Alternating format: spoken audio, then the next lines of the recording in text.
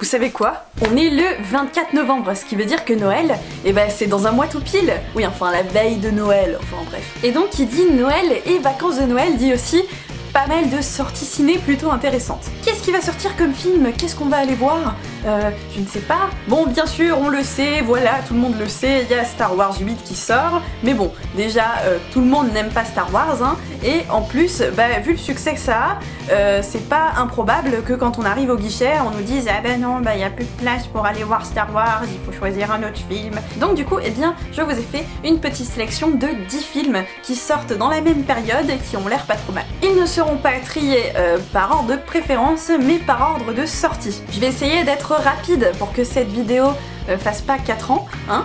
Voilà, et bien maintenant je pense qu'on peut rentrer dans le vif du sujet. Le premier film qui sort, et donc ça sort le 22 novembre, bah c'est déjà sorti en fait, c'est le film L'expérience interdite, qui met en vedette Ellen Page entre autres, et ça parle d'étudiants en médecine qui aimeraient savoir ce qu'il se passe après la mort, et ils se disent que du coup pour le savoir le meilleur moyen bah, c'est encore de mourir soi-même. Du coup ils se provoquent sur eux-mêmes des arrêts cardiaques de quelques minutes pour voir ce qui se passe, et bah, il se passe pas mal de choses justement, des bonnes comme des moins bonnes.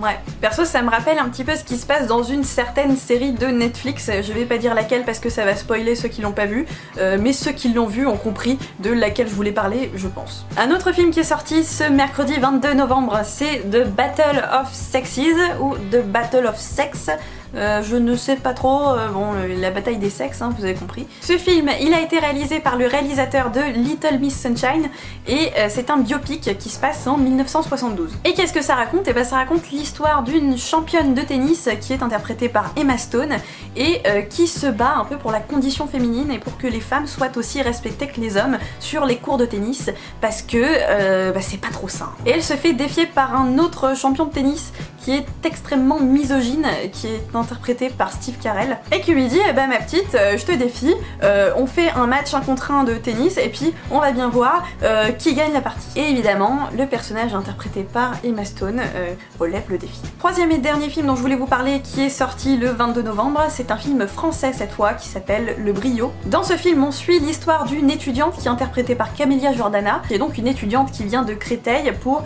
étudier le droit à Paris dans le but de devenir avocate. Sauf que cette étudiante, elle va se faire prendre en grippe par un professeur qui est joué par François Cluzet ou Daniel Auteuil, je ne sais plus, je les confonds tout le temps ces deux acteurs, c'est un truc de malade. Et il s'agit donc de Daniel Auteuil en fait, qui est donc un professeur pas sympa du tout, hein, hyper cynique, hyper exigeant, raciste en plus, enfin bon, il a tout pour lui quoi. Mais petit à petit, ce professeur finalement, bah, il va prendre l'étudiante sous son aile et il va décider de l'entraîner pour qu'elle participe à des concours d'éloquence. On passe maintenant au 29 novembre avec la sortie du Disney Pixar de cette année pour Noël. Il s'agit bien évidemment de Coco. Ça se passe au Mexique et ça raconte l'histoire de Miguel qui a 12 ans et qui rêve de devenir musicien. Seulement le problème c'est que dans sa famille la musique est carrément bannie depuis des générations. Et un jour, on ne sait pas vraiment comment ni pourquoi, et bien Miguel se retrouve propulsé dans le monde des morts. Mais alors, Miguel arrivera-t-il à sortir du monde des morts? Saura-t-il comment il y est rentré? Saura-t-il pourquoi dans sa famille la musique est bannie? Eh bien ce sont des réponses qu'on aura peut-être dans ce film. Ensuite le 6 décembre on a la sortie de Bienvenue à Suburbicon, qui est un film réalisé par George Clooney et qui met en vedette Matt Damon. L'histoire se passe en 1959 dans une petite ville américaine hyper impeccable, vous savez, avec les pelouses toutes vertes, les enfants bien sages, tout ça. Et donc cette petite ville paraît vraiment parfaite en apparence, un petit bout de paradis, sauf qu'en fait bah, c'est pas trop le cas. Parce que les gens finalement là-bas ont pas mal de secrets à cacher et du coup ça va donner lieu à des rebondissements assez intéressants. Mais pas vraiment dans le genre Desperate Housewives, hein, plus dans le genre trafic de drogue, mafia, on se tape sur la gueule, enfin... Voilà. On passe maintenant aux sorties du 13 décembre avec, bah évidemment, on peut pas ne pas en parler, hein, la sortie de Star Wars 8, le dernier Jedi. Je sais pas si vous avez vu la dernière bande-annonce, mais ça a l'air plutôt d'envoyer du pâté. Hein. Il paraîtrait-il que peut-être que on aurait des informations, des révélations assez intéressantes dans ce nouvel opus. En tout cas, moi j'espère qu'on aura droit à un petit peu plus d'inventivité dans le scénario que pour l'épisode 7 qui ressemblait un petit peu trop beaucoup à l'épisode 4. Le 13 décembre, on a d'autres sorties plutôt intéressantes. On a notamment la sortie du Crime de l'Orient Express. C'est donc une nouvelle adaptation du best-seller d'Agatha Christie avec un casting assez badass, on peut le dire. On y retrouve entre autres Johnny Depp, on a aussi Penelope Cruz, on a Michelle Pfeiffer, on a Willem Dafoe. Bref, c'est plutôt pas mal. Et pour ceux qui connaissent pas l'histoire, eh bien ça se passe dans un train, et dans ce train il se trouve qu'il y a eu un meurtre, et du coup le détective Hercule Poirot essaye de retrouver qui est l'auteur de ce meurtre. Est-ce que c'est Johnny Depp? Est-ce que c'est Willem Dafoe?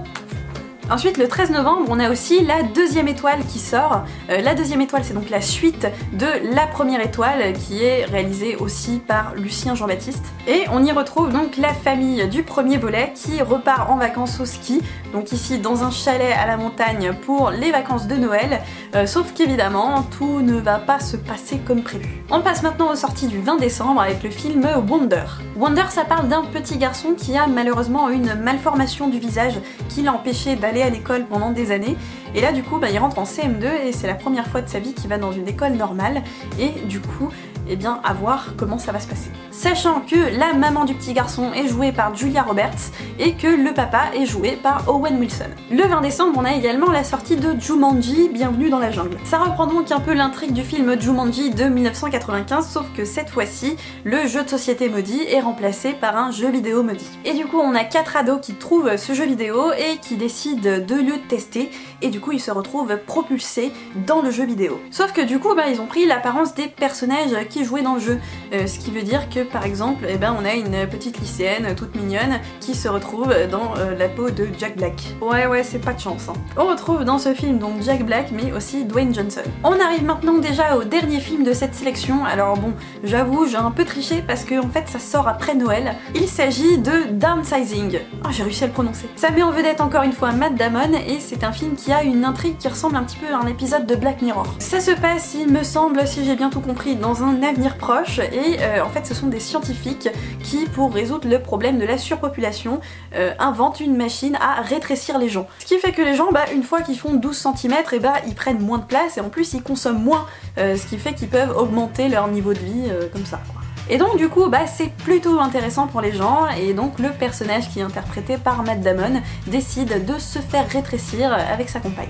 Et voilà, c'est donc fini pour ce petit point ciné de la période de décembre-Noël. J'espère que ça vous aura plu. J'avais fait un peu le même type de vidéo mais avec des sorties séries. Si ça vous intéresse, je vous mettrai un petit i quelque part là-haut. Surtout n'hésitez pas à me dire en commentaire si un ou plusieurs de ces films vous intéressent. N'hésitez pas non plus à liker cette vidéo et à vous abonner pour m'encourager. Et moi je vous retrouve donc vendredi prochain pour une autre vidéo.